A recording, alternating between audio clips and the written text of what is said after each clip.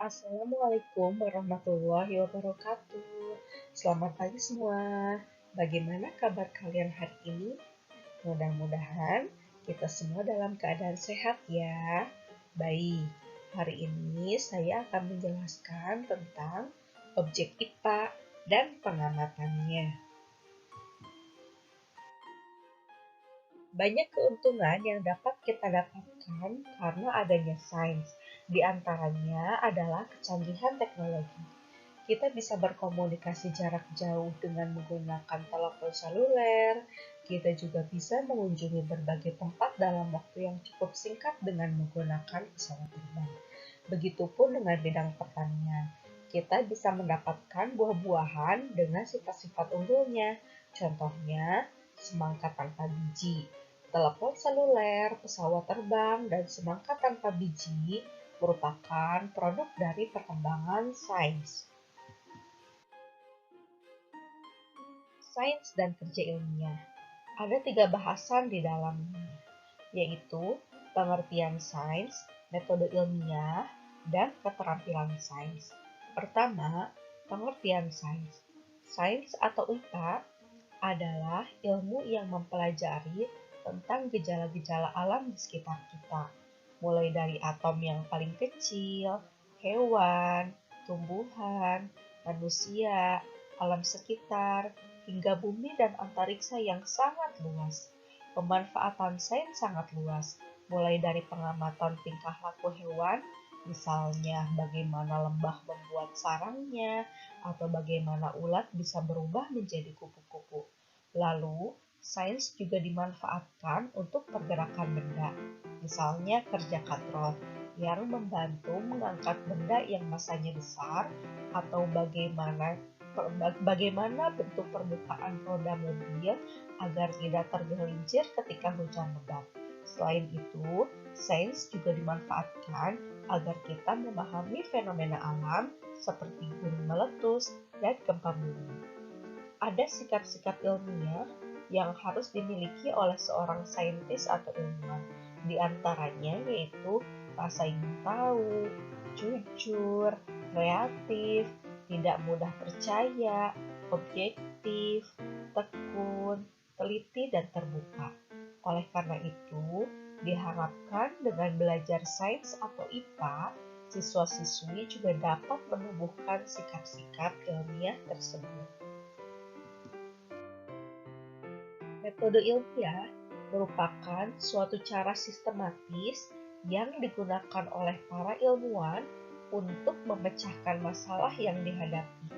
Metode ini menggunakan langkah-langkah yang sistematis, teratur, dan terkontrol.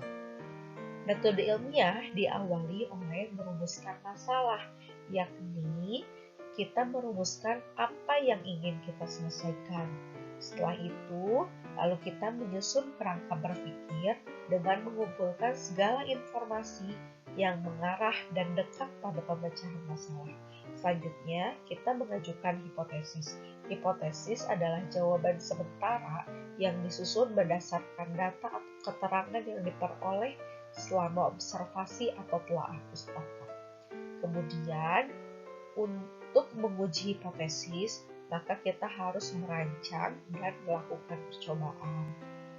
Hasil percobaannya kemudian dicatat datanya dan dianalisis. Data yang diperoleh harus merupakan data yang objektif dan universal. Artinya, jika dilakukan di tempat yang lain atau orang lain akan memberikan hasil yang sama. Dan terakhir ditutup dengan menarik kesimpulan untuk membuktikan apakah hipotesis kita terbukti atau tidak. Yang ketiga, keterampilan sains. Keterampilan sains merupakan keterampilan khas yang digunakan oleh semua saintis untuk memahami fenomena alam. Di antaranya yaitu keterampilan mengamati melalui panca indera kita, yaitu melihat dengan mata, mendengar dengan telinga, mencium dengan hidung, mengecap dengan lidah, dan meraba dengan kulit. Keterampilan yang lain yaitu keterampilan mengajukan dugaan atau hipotesis dengan menyadari bahwa ada lebih dari satu kemungkinan penjelasan dari satu kejadian dan bahwa suatu penjelasan perlu diuji kebenarannya. Misalnya, ada satu kejadian yaitu tanaman mati. Maka kita menyadari bahwa ada beberapa kemungkinan yang menjelaskan mengapa tanaman bisa mati. Dan penjelasan itu perlu diuji kebenarannya. Lalu berikutnya adalah keterampilan mengklasifikasikan, yaitu keterampilan untuk mencari kesamaan, mencari perbedaan, mengontraskan ciri-ciri, membandingkan, dan mencari dasar penggolongan. Misalnya, bagaimana perbedaan antara kucing dan harimau, dan cari juga kesamaan di antara keduanya, misalnya seperti itu. Lalu berikutnya adalah keterampilan mengukur menggunakan alat ukur. Kemudian ada juga keterampilan mengolah data. Jadi dari data yang diperoleh, kemudian diolah dan disajikan dengan seobjektif mungkin dan sebaik mungkin.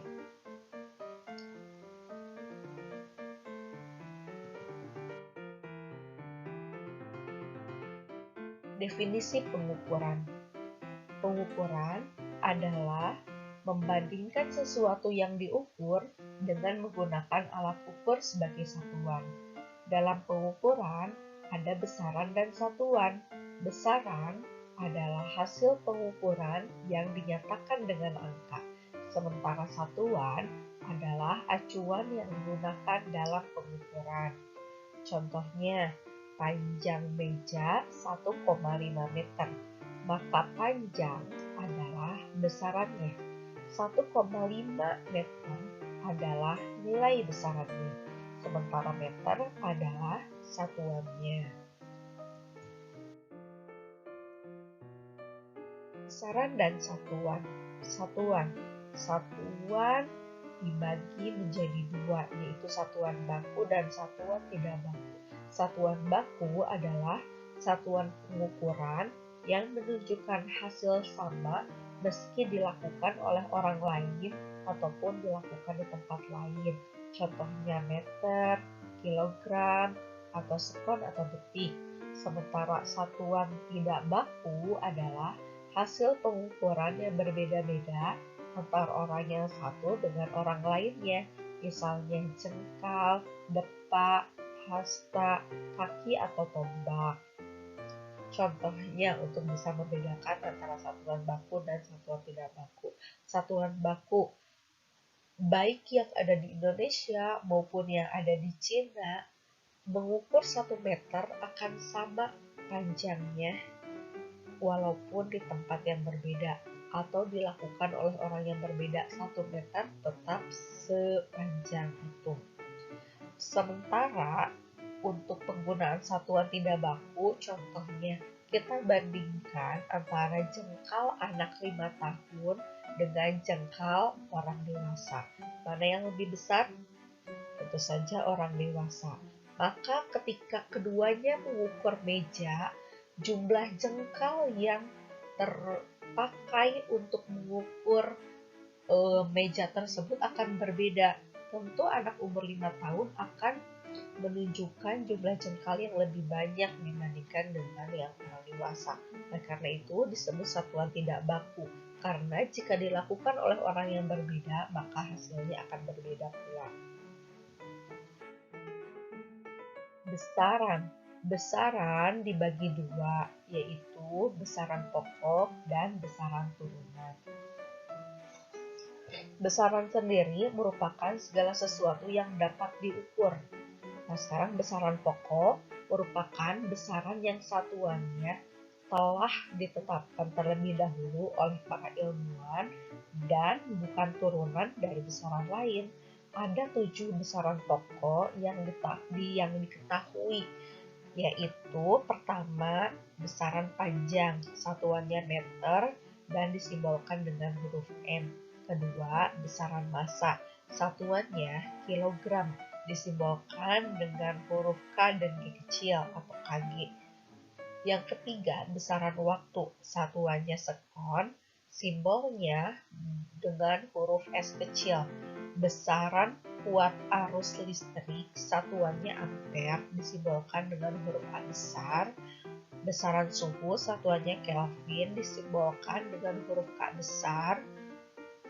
Besaran jumlah zat, satuannya mol, disimbolkan dengan huruf N kecil. Dan besaran intensitas cahaya, satuannya kandela, disimbolkan dengan huruf C dan D kecil.